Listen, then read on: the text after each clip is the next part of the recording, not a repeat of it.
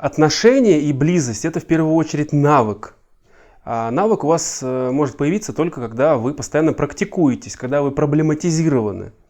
Когда вам одиноко и вам чего-то не хватает, вы идете навстречу приключениям и тренируетесь.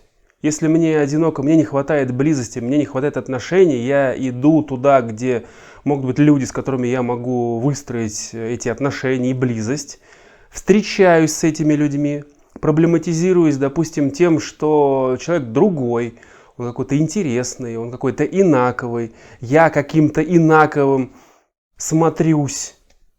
Я переживаю по поводу того, как же он меня оценивает. Я вижу, как он переживает по поводу того, как же я его оцениваю и так далее. И здесь очень важно относиться к вот этим переживаниям как к тренируемому навыку. То есть переносимость инаковости, переносимость того, что нас сейчас оценивают, переносимость того, что нас сейчас могут отвергнуть, переносимость того, что нас отвергают и мы выживаем. Это навык, это тренировка, это ваш психофитнес, в результате которого вы станете устойчивы. И если вас будут отвергать, вы не рассыпаетесь, вы уже не боитесь того, что вы будете в чужих глазах как-то выглядеть не так. Вы уже не будете бояться пробовать, вы уже не будете бояться рисковать, идти, проявляться, показывать, какой вы на самом деле и так далее. Потому что на самом деле дело травматичное, дело, если вы не прокачались, дело рискованное. Вас могут отвергнуть, вас могут не полюбить, вас могут полюбить, а потом не полюбить, бросить и так далее, отвергнуть. Если у вас нет практики, практики построения таких отношений, практики бросания, практики отвержения, практики инаковости, практики близости, для вас это зона роста, для вас это зона риска, и вы не пробуете. Поэтому если относиться к этому как к навыку и прокачивать в себе устойчивость инаковости, устойчивость отвержения, устойчивость проявления, именно проявляя ваши эмоции, проявляя вашу ранимость, проявляя вашу нуждаемость, вы этот навык себе не прокачаете. А с практикой возрастет ваша устойчивость, ваш навык создавать отношения с нуля, даже с сильно инаковым человеком. Между тем, есть практики, есть техники, которые сделают эту процедуру для вас более комфортной, менее травматичной, менее болезненной. Например, замечательная тема от Мартина Бубера, которая называется «Концепция истинного диалога», где вы можете практиковать включенность и присутствие. О чем здесь речь?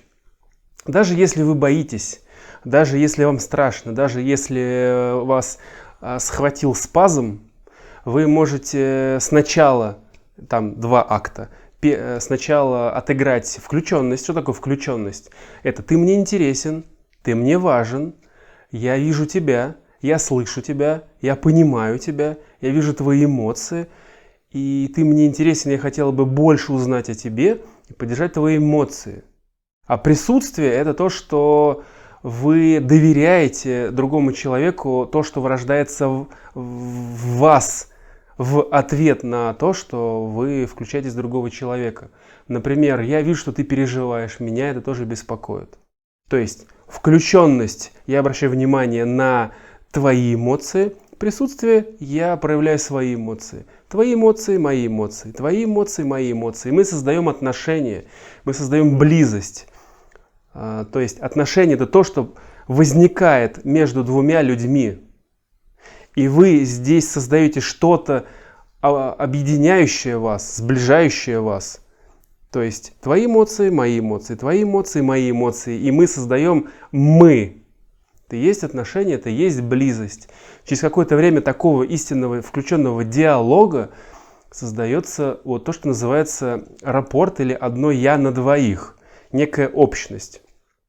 Еще один инструмент, который в принципе мог бы помочь в отношениях, в близости, это то, что называется калибровка ценностей, калибровка критериев, интересов, значимости, болей.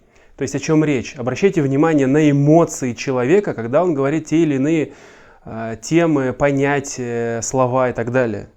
То есть, если вы видите, что какие-то понятия человек прям выделяет эмоционально, там, скорее всего, либо ценность человека, то, что для него важно, либо недовлетворенный критерий, прямо сейчас ему этого не хватает, или за этим понятием у него там боль, ну, может быть, еще интерес. Интерес — это, в принципе, когда человек включается, разговаривая о чем-то.